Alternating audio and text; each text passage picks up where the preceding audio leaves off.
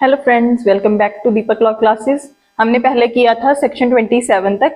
अब हम स्टार्ट करेंगे सेक्शन 28। आज के इस लेक्चर में हम सेक्शन 28, 29 एंड 30 खत्म करेंगे। तो सेक्शन 28 क्या बात कर रहा है? सेक्शन 28 बता रहा है होल्डिंग आउट। तो कहते हैं होल्डिंग आउट क्या है? Anyone who by word spoken or written or by conduct represent himself or knowingly permits himself to be represented। तो कहते हैं एनीवन दैट इज कोई भी जो मेजर पर्सन है, अगर जो पार्टनर ऑफ द फर्म नहीं है, कोई भी आउटसाइडर पर्सन है, वो क्या कर रहा है? हु बाय वर्ड स्पोकन और रिटन, जो बाय वर्ड्स बोल के या फिर कुछ लिख के या फिर अपने कंडक्ट से क्या रिप्रेजेंट कर रहा है? रिप्रेजेंट्स हिमसेल्फ और knowingly permits himself to be represented. या तो खुद ही रिप्रेजेंट कर रहा है या फिर परमिशन दे रहा है कि कोई उसको रिप्रेजेंट ऐसे करे। कैसे करे? To be a partner in the firm. Partner in the firm is liable as a partner. तो कहते हैं उसको रिप्रेजेंट कैसे किया जा रहा है कि वो पार्टनर ऑफ द फर्म है। तो क्या होगा? वो लाइबल कैसे होगा? As partner of the firm होगा। In that firm to anyone who has on representing himself who has on faith of any such representation given credit to the firm। कि अगर किसी थर्ड पर्सन ने क्या कर दिया, उसके कहने पर क्या किया है? क्रेडिट टू द फर्म दिया है। whether the person representing himself or represented to be partner does or does not know that the representation has reached the person so giving the credit। तो कहते जिस पर्सन ने representation दी है, अगर उसको खुद को नॉलेज भी नहीं है ना कि ये रिप्रेजेंटेशन थर्ड पार्टी तक पहुंच चुकी है कि वो पार्टनर ऑफ द फर्म है, बट एक्चुअल में नहीं है वो, तब भी कहते हैं उसकी लाइबिलिटी है जो बनेगी। सिर्फ क्या चाहिए कि वो रिप्रेजेंट कर रहा है या फिर परमिशन दे रहा है खुद को रिप्रेजेंट करने की, तो उस केस में उसकी लाइबिलिटी बन जाएगी। तो इसको बोलते हैं doctrine of holding out. Next है where after a partner's death the business is continued in old firm name, the continued use of that name of the deceased partner's name as part thereof shall not of itself make his legal representative or his estate liable for any act of that firm done after his death। तो कहते हैं अगर किसी partner की death हो जाती है, उसकी डेथ के बाद क्या है कि जो नेम है ओल्ड फर्म का, जब वो पार्टनर था वही नेम यूज किया जा रहा है, या फिर जो डिजीज्ड पार्टनर है उसका नेम यूज किया जा रहा है, तो उस केस में कहते इससे क्या होगा कि जो उसके लीगल रिप्रेजेंटेटिव हैं कहते वो लाइबल नहीं होंगे। तो डेथ के केस में जो होल्डिंग आउट वाला प्रिंसिपल है वो एप्लीकेबल नहीं है। ना उसके रिप्रेजेंटेटिव लाइबल है, ना ही उसकी स्टेट लाइबल होगी आफ्टर हिज डेथ। ठीक है, नेक्स्ट आता है हमारे पास सेक्शन 29 क्या बात कर रहा है? राइट्स ऑफ ट्रांसफरी और अ पार्टनर्स इंटरेस्ट। तो कहते अगर पार्टनर है, उसने जो अपना इंटरेस्ट था, जो शेयर है पार्टनरशिप फर्म में, वो किसी और थर्ड पर्सन को दे दिया, तो उस थर्ड पर्सन के क्या राइट्स एंड लाइबिलिटीज बनेंगी? A transfer by a partner of his interest in the firm either absolute or by mortgage or by creation of a charge on such interest. तो कहते हैं या तो एब्सोल्यूट कि अपना इंटरेस्ट सारा ही दूसरे बंदे को दे दिया, सेल कर दिया मान लो, या फिर कहते हैं उसने मॉर्टगेज कर दी, या फिर एज चार्ज दे दिया उसने किसी थर्ड पर्सन को। तो does not entitle the transferee, that is जिसको उसने ये ट्रांसफर किया है, during the continuance of firm. जब फर्म कंटिन्यूड है कि वो थर्ड पर्सन क्या नहीं करेगा, ना तो वो इंटरफेयर करेगा in the conduct of the business और टू रिक्वायर अकाउंट्स, ना वो फर्म के अकाउंट्स है उनको लेगा, थर्ड ना ही वो इंस्पेक्ट कर सकता है बुक्स ऑफ द फर्म। तो वो तीन चीजें नहीं कर सकता। क्या नहीं कर सकता? वो थर्ड पर्सन जो ट्रांसफरी है, ना तो वो बिजनेस में इंटरफेयर करेगा, ना अकाउंट्स को चेक करेगा, ना जो फर्म की बुक्स हैं उनको इंस्पेक्ट करेगा।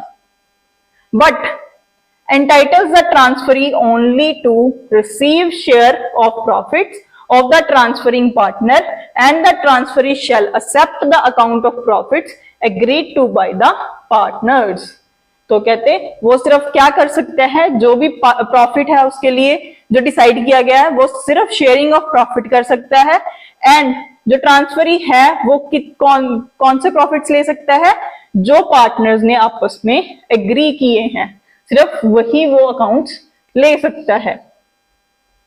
सबसेक्शन 2 की बात कर रहे हैं, if the firm is dissolved और if the transferring partner ceases to be a partner.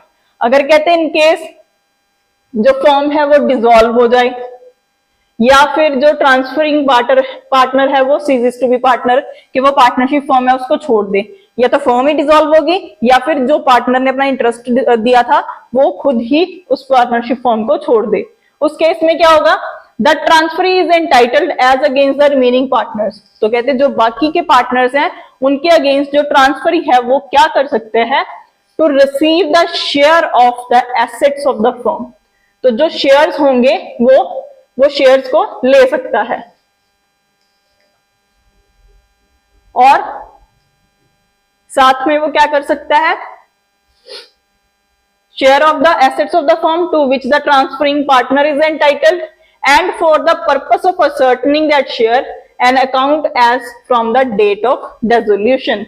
तो कहते एक तो जिस शेयर के लिए जो पार्टनर था जिसने अपना इंटरेस्ट ट्रांसफर किया था, सिर्फ उतना ही वो share of assets of the firm ले सकता है।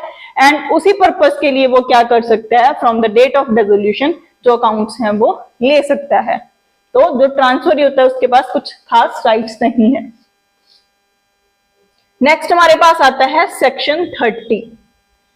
इसका भी सेक्शन नंबर इंपॉर्टेंट है, सेक्शन 28 का सेक्शन नंबर इंपॉर्टेंट है एंड सेक्शन 30 का भी। सेक्शन 30 के इस बारे में बात कर रहे हैं, minors admitted to the benefits of the partnership.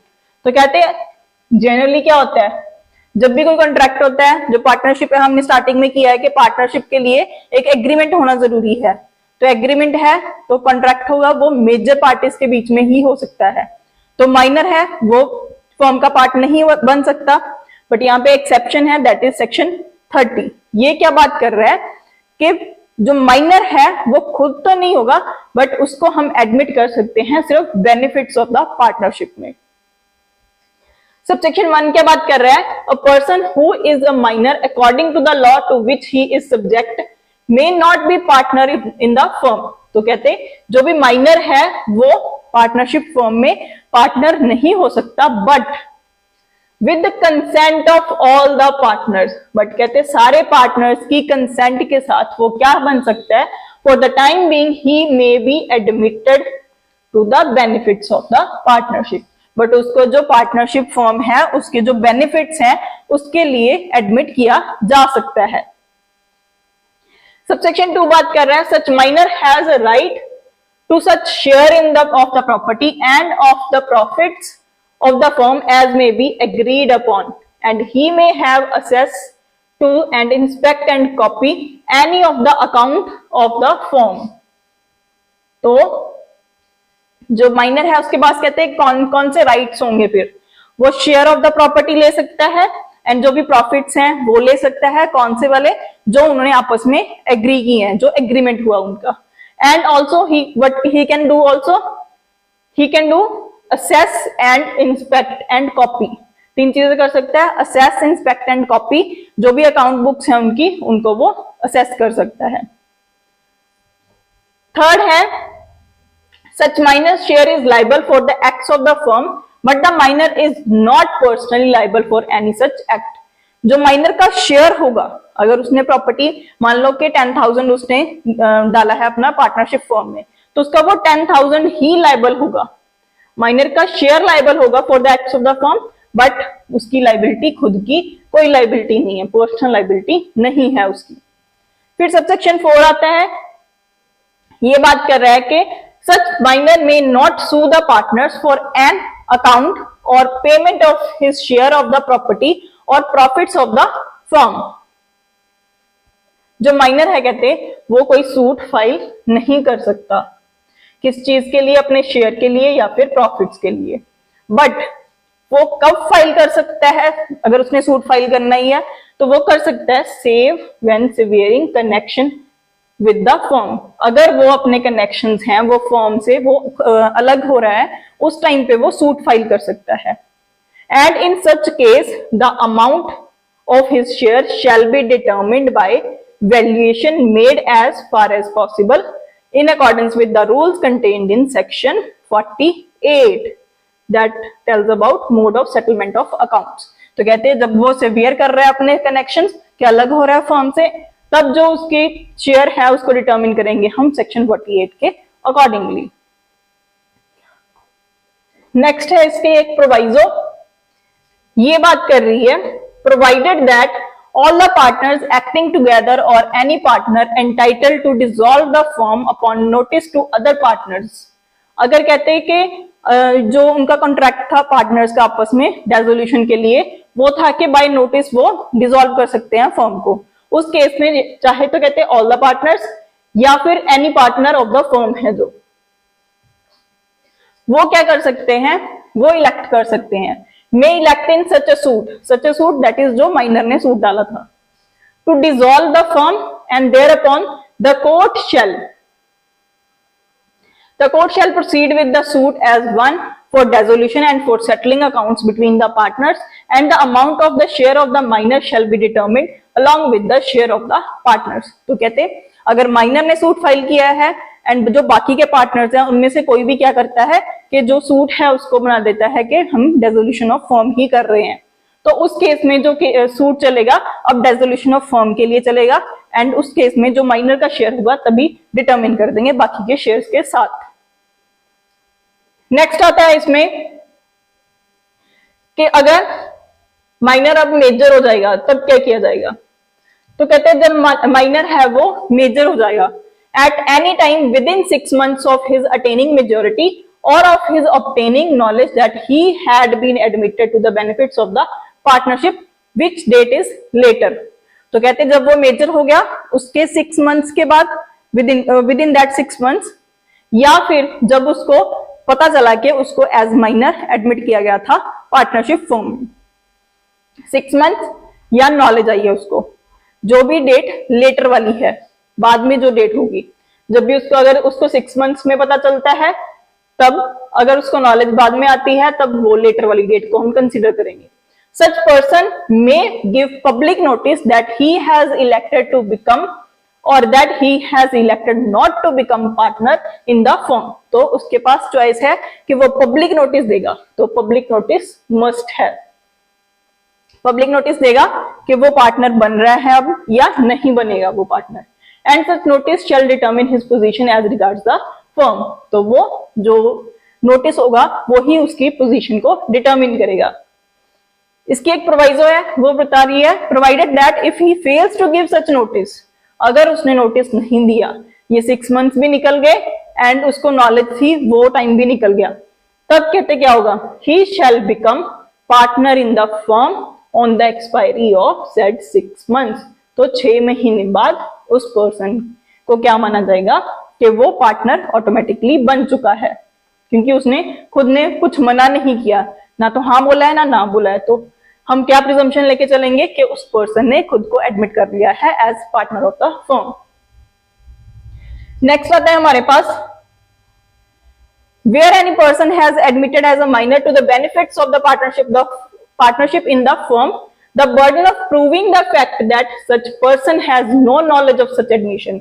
तो कहते हैं प्रिजम्पशन में क्या था कि उसको 6 महीने के बाद मान लिया जाएगा कि वो पार्टनर बन चुका है, बट कहते हैं अभी बर्डन ऑफ प्रूफ किस पे होगा कि उसको पता ही नहीं था, कि नॉलेज है ही नहीं उसको कि वो पार्टनर था, जो फॉर्म है उसमें एज माइनर उसको एडमिट किया गया था, तो बर्डन ऑफ प्रूफ भी उसी पर्सन पे होगा। Knowledge of such admission until a particular date, कि वो अगर इसको प्रूव करना है कि उसको एक पर्टिकुलर डेट तक, मान लो कि उसको 1 साल तक ये पता ही नहीं था कि वो as minor admitted to the firm था, तो इसकी जो बर्डन ऑफ प्रूफ है वो किस पे होगी, जो पर्सन है वो मेजर हुआ है उसी के ऊपर ये बर्डन ऑफ प्रूफ हुआ था, प्रूफ होगा कि वो मेजोरिटी के बाद उसको इस चीज की नॉलेज ही नहीं थी। नेक्स्ट आता है हमारा where such person becomes a partner, तो अब उसकी आगे राइट्स एंड लायबिलिटीज। अगर कहते हैं वो मेजर होने के बाद पार्टनर बन जाता है, फिर His rights and liabilities as a minor continue up to the date on which he become a partner, but he also become personally liable to third parties for all acts of the firm done since he was admitted to the benefits of the partnership. तो कहते हैं कि उसकी जो rights and liability हैं वो as minor कब तक रहेंगी, जब तक वो माइनर था, बट उसके बाद वो पर्सनली लाइबल हो जाएगा जब भी वो मेजर हो जाएगा, एंड जो पिछली लाइबिलिटीज हैं उनके लिए भी वो पर्सनली लाइबल हो जाएगा. And his share in the property and profits of the firm shall be the share in which he was entitled as minor. तो कहते हैं उसका प्रॉपर्टी में जो शेयर होगा वो कितना रहेगा, जो एज माइनर उसका शेयर था वही कंटिन्यूड रहेगा. नेक्स्ट है where such person elects not to become partner. 7 में था कि अगर वो he becomes a partner. 8 है अगर वो पार्टनर नहीं बनता है तो उसकी राइट्स एंड लाइबिलिटीज कब तक रहेंगी, तो उसकी राइट्स एंड लाइबिलिटीज रहेंगी जब तक वो पब्लिक नोटिस नहीं देता. जब उसने पब्लिक नोटिस दे दिया उसी डेट से उसकी राइट्स लाइबिलिटीज खत्म हो जाएंगी, एंड उसका जो शेयर होगा वो लाइबल नहीं होगा जो भी एक्ट्स हैं जो बाद में किए जाएंगे आफ्टर गिविंग द नोटिस. ठीक. एंड थर्ड क्या है, he shall be entitled to sue the partners for his share of the property and profits in accordance with subsection 4. तो कहते हैं वो एंटाइटल हो जाएगा पार्टनर्स को सू करने के लिए जो भी उसके प्रॉपर्टी का शेयर है और प्रॉफिट्स के लिए. लास्ट है nothing in this subsection 7 and 8 shall affect the provisions of section 28. तो ये होल्डिंग आउट पे एप्लीकेबल नहीं है 7 एंड 8. विद दिस हमारा सेक्शन 30 तक कंप्लीट हो गया. आई होप आपको अच्छा लगा. अगर आपको हमारा आज का लेक्चर अच्छा लगा तो हमारी वीडियो को लाइक करें, चैनल को सब्सक्राइब करें और दूसरों के साथ शेयर करें. Thank you.